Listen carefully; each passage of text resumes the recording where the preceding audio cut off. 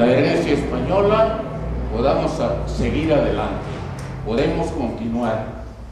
Yo tengo 30 libros escritos y vendía periódicos en mi pueblo a los 10 años de edad. Soy de origen vasco, Damazumulúa, muy orgulloso de vivir en Villacuapa y de ser una persona que ha crecido en medio de esta vorágine mexicana que es tan hermosa, tan profunda, tan fuerte y va a ser más cabrona de hoy en adelante. Eso te Muchas gracias por recordarme algo que no dije en la conferencia, es muy importante. Cierto, cuando hablamos del cártel español hay que distinguir algo muy importante, que es la cuestión de Estados Unidos. Lo voy a contar rápido porque es un tema clave y en mi libro insisto mucho en ello. Como dijo muy bien, España son los caporales del imperio. Es decir, yo lo entendí leyendo las memorias de Alfonso XIII, el rey de España y abuelo del rey actual, donde cuando en la biografía le pregunta al periodista Lapizcón, le pregunta, ¿y América, mi rey, qué pasa con ella? Y le dice, no se preocupe, América tenemos la suerte de tener la doctrina Monroe.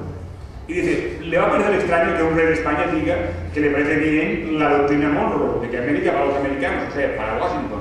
Pero no se preocupe, está muy bien, porque América nos protege de las influencias bolcheviques. O sea, no llegará al comunismo América porque los marines se encargan y se encargarán que, bueno, Cuba les salió mal, pero intentan siempre dar golpes de Estado, bueno, lo que ustedes saben perfectamente. Nosotros no tenemos marina, ni armada, ni nada. Estados Unidos tiene pues, la marina de guerra que empezó a armar el primer presidente Roosevelt en 1900. Y en Cuba aplicaron, pero no pasa nada, América nos protege del comunismo. Tenía mucha razón, no sé, este hombre no se equivocaba. Segunda, dijo, los criollos nos aman. Las élites de América Latina son católicas y aman a la madre patria. No se preocupe, tenemos también los emigrantes muy bien situados. Tarde o temprano, América volverá a la madre patria.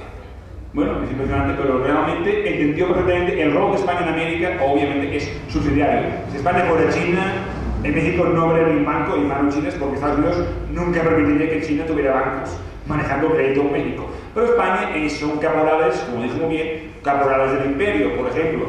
No todos eran ricos en 1900, por suerte, a ver, dejando claro las cosas, yo no soy ni malinchista ni chauvinista, faltaría más. Digo, sería un poco extraño, pero Javier Mina es un ejemplo de vasco que vino a México y pobre, en fin, lo mataron en poco tiempo, pero obviamente había muchos españoles, y los hay, que luchamos siempre contra la tiranía de la monarquía, de la dictadura y que fuimos a México. Es decir, todos saben muy bien que en España, con México hay dos Españas.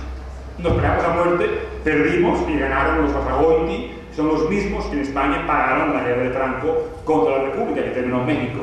Aparte de algunos hijos, no como Rusty, que me cae bien, otra cosa. Pero, es decir, España actúa como caporal del imperio. Ejemplo máximo se llama BBVA y Santander. Cuando yo le veo a Antoni Donadeu, que presidió el cártel en Buenos Aires, también presidió el Santander en Buenos Aires. Y cuando lo entrevisté al salir del café, me dice, oye, ¿tú de quién crees que es Santander? Digo, ¿de Botín? No. No, Botín tiene el 1% de Santander, nada más. Su padre, Emilio Botín I, tenía el 30% del banco, casi controlaba el banco. No, es de los alemanes. O sea, la mayor aseguradora alemana controla un paquete muy importante de Santander. Luego también hablamos de Francia, la City de Londres y Estados Unidos. Ejemplo máximo de esto, ¿se acuerdan del caso BBVA? En 2001 se abrió una investigación judicial sobre las compras de México, Perú y Colombia contra BBVA.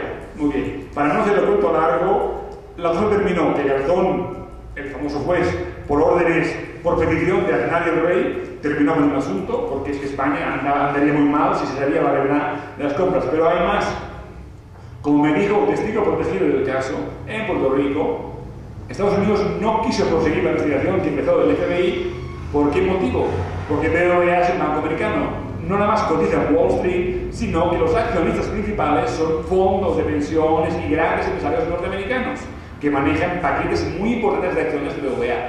Es decir, España funciona, la gran banca española, es la bandera de conveniencia de Estados Unidos para manejar negocios, porque a veces es mejor tener un español en México que un gringo, que a veces no entienden muy bien la lengua y les molesta eso latino, les molesta un poco. Los españoles saben muy bien operar en México y en toda América Latina porque llevan años en el puente continuo, la misma cultura finalmente. Es más fácil a veces hacer negocios. Y finalmente lo que importa son los dividendos, no la gestión. A Estados Unidos no le preocupa que la gestión la tengan españoles, que ganan muy bien ellos. Nosotros no ganamos nada, obviamente. Pero si a cambio de esto los dividendos van a parar pues, a lo de siempre, ¿no? El esquema imperial que aplicó en México, ¿se acuerdan de la Mexican Light and Power? Que se convirtió en la Luz y Fuerza, era una empresa que junto a la CHAP de Buenos Aires y a la PEXA de Barcelona, a la Barcelona Traction, pertenecía al grupo Sofina, grupo energético brutal del mundo, que aún no existe, que se presidía en Bruselas, Europa, se manejaba como sociedad legal en Canadá. Y finalmente, ¿quién la controlaba? El consejero delegado era Danny Heinemann, judío de Nueva York, y la principal accionista era la General Electric norteamericana, que sigue siendo la mayor empresa del mundo, junto a la AEG alemana. Luego, finalmente, estamos en el esquema clásico.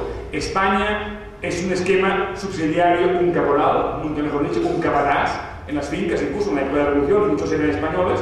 Claro, quien maneja el látigo es quien recibe cuando hay revolución. El patrón se va del país, no lo conocen, no lo ven, pero el capataz, el encargado, es quien, digamos, le toca el papel de dar látigo. Eso pasó en Puebla, en el exilio de Puebla, pasó en Morelos, donde eran capataces y eran patrones también. Obviamente, las grandes fincas de Morelos, que fueron al menos expropiadas por la revolución. Es decir, sí que debe quedar muy claro que España es una subsidiaria de Estados Unidos, excepto en obras públicas y hostelería, donde Riu, Meliá Barceló y las grandes familias de OHL de la obra pública vivieron a costa de Franco, que les dio grandes contratos que pudieron capitalizar hasta tener el rancho español controlado por la policía y la policía y el terror, consiguieron un gran rendimiento de capital que les permitió el salto a América Latina. El resto de empresas, incluso las hidroeléctricas actuales, la banca sí que es claramente un negocio donde España nada más pone la gestión, la pantalla y una parte de los créditos. El resto obviamente es capital norteamericano, alemán, francés, inglés. Es como siempre se ha manejado España, como bien dijo usted, es un enano de Europa, enano que depende completamente de Alemania, que tiene controlada la industria, la política y los medios. Y prácticamente estamos en el silencio, el horror y el fatalismo. Esa frase de hay que joderse, o sea, hay que chingarse, aplica mucho para España. La gente, desde la guerra, desde el franquismo, desde la nueva democracia, saben que no mandamos en nada, ¿no? Un poco la posición de España en Europa es lo de México en Estados Unidos. Con la diferencia que Alemania pagó algunas cosillas un rato, ahora ya no pide su retorno y sus deudas.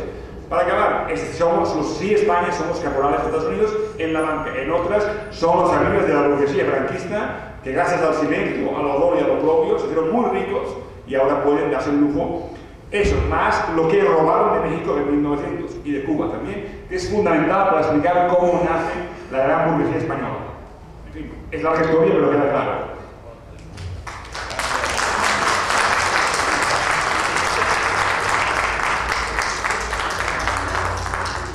Por favor, esto que voy a decir no es una necedad, pero tengo entendido que la compra de Vancomer ocurrió por un dinero que tenía la quina guardado en un banco en Islas Caimán, que se lo quitaron en la época en que ocurrió esa compra, con el que estaba de presidente, un orejón, y todo su séquito, que se quedaron realmente con esa compra que hicieron de Vancomer, y que casi que BBVA no pagó nada, que ese dinero fue tomado de ahí, que después ese banco, que estaba en Islas Caimán, incluso lo desaparecieron, para que no quedara ya ninguna huella de eso. No sé si usted sepa algo al respecto. Gracias. El dinero de la quina, no hizo falta. Eso fue se llama BBV, Investment Bank en Puerto Rico, que fue la sociedad instrumental que, negociando con Madariaga Lomelí, uno de los banqueros de Salinas, el Partido Probursa, compraron. Es un esquema que yo lo entiendo, está contado en el libro, porque se llama ingeniería financiera, y consiste en el engaño permanente y en bastantes capitales para hacer compras extrañas. Las Islas Caimán y Puerto Rico servían de paraíso fiscal. Se compró Mercantil Probursa, que no podía ser comprada por capital extranjero, entraron en Mercantil Probursa, y Mercantil Probursa, falsamente mexicana, porque ya había sido vendida A BBVA, a través de esta sociedad instrumental de Puerto Rico, hizo la compra de Bancomer a precio de amigo, porque además con el tema de Coca-Cola le pusieron un precio de amigo o regalado. Es decir, por tanto, la compra no fue hecha, no se podía haber comprado Bancomer porque Mejerte Barbusa no era mexicana, aunque lo pareciera, sin saber sus datos reales de cómo se manejaba desde Puerto Rico y de los Caimanes. Es algo que Mario de Constanzo explicó muy bien y que, por cierto, es otra parte de la historia de 2006. Es decir, BBVA, que saca de México cada año 40% bruto de su negocio mundial, sabía muy bien que uno de los asesores de López Obrador era Mario de Constanzo. Obviamente, si no llega presidente, el informe del economista le llega y se entiende muy rápido cómo fue la tranza. Luego era posible revocar la concesión de Bancomer en México, lo cual habría sido el mayor desastre de BBVA, prácticamente el inicio de la quiebra de BBVA. De ese tamaño hablamos de por qué el cártel español, ni de chiste, podía permitir la llegada del presidente, que podía poner en cuestión, y hasta la Suprema Corte, cómo se implementó la concesión de BBVA. Porque de facto se sabía perfectamente bien, la historia está contada en varias partes, no es ni siquiera escondida. Lo único que importa es que nadie llegue presidente para actuar contra eso, ¿no? Yo creo que está muy claro, en el caso de Bancomer, está contado en el libro, es una historia mucho más larga, muy difícil de contar, porque BBVA, pues diría que no permite ni existe que nadie hable de ella, porque ahí sí que BBVA se maneja como auténtica mafia. Yo diría que ahí sí es un cártel completo, o sea, esta gente mata por un negocio, y el negocio mexicano es demasiado importante para BBVA como para que nadie llegue presidente y ningún periodista se atreva a tocar el tema. Es un tema muy delicado para ellos porque les va la vida, y a los accionistas también, los mexicanos o para españoles y franceses más aún. No se juega con el dinero de esta gente que viven de la usura en una escala en México y que no van a permitir ni de chiste, y es muy importante que alguien que ponga el asesor, por ejemplo, a Mario de Constanzo, ¿no? Que era asesor y ya lo era en la época de 2006. Digo, es un tema muy delicado para ellos y no se hacen muy chiquitas, que se de España. Porque los dueños pues eran hijos de españoles, ¿no? O sea, lo que dice tiene toda razón, nunca se han ido. Claro, ahora está al 100% Mafre, pero quisiera que me abundara un poco en la asegurada Mafre en México, por favor. Una vez de Mafre no sé mucho. Obviamente, por lo que veo, también el truco esquema. El Estado español que le vende a otra empresa española el negocio. De Mafre confieso, creo, puedo intuir que como se manejan menos por la cuestión de la tarifa y el gobierno, aunque a ver, ni tan siquiera esto es verdad, porque te puedo contar de los ríos, que sí sé, de Cancún, por ejemplo, de cómo se manejaron para conseguir que el río de Cancún sea el más alto de Cancún, superando el nivel de los hoteles. Ahí sí que usaron al alcalde periodista de la época, el Chacho, que tenía un hermano, también nietos de vascos, que más o menos movieron una marcha para ver que el río pudiera edificar más alto que los otros hoteles, ¿no? O sea, colusión en Cancún, que es un esquema. Cancún en la hotelería es muy claro, pero de Mafre, debo confesar, no soy todólogo, hay cosas que no sé. O sea, supongo que yo creo, mi idea, insisto, este libro es una vista general de la película, de cómo opera un cártel, cómo nació su historia, para que la gente entienda realmente. Una historia que realmente a veces ni uno mismo la ve como es. Incluso en el libro no pongo que los Basagoiti fundaron en Venezuela. O sea, a veces uno se olvida de cosas esenciales.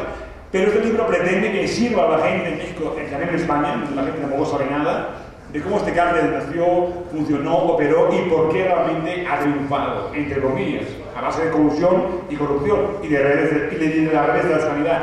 Yo creo que a partir de aquí se pueden dar muchos otros libros. Esta mañana hablaba con periodistas varios, gente de Contralínea. Oye, hay como, este libro salen 25 libros diferentes en seguros, hostelería, energía, incluso de redes familiares recientes, que no están hechos. Yo creo que esto es como un avance del gran pastel, de lo que ni sabemos a veces, de cómo opera este viejo cártel en toda América Latina y en México. Hay libros por hacer en Honduras, en Argentina, en Chile, y insisto, y además con el agravante que hay cosas que apenas se empiezan a saber. Por ejemplo, las dictaduras de América del Sur, durísimas, Chile, Pinochet, la Junta Argentina, sus teóricos, sus textos eran todos españoles. En España se han inmuneado, no se ha visto la importancia de esta escuela franquista en América Latina.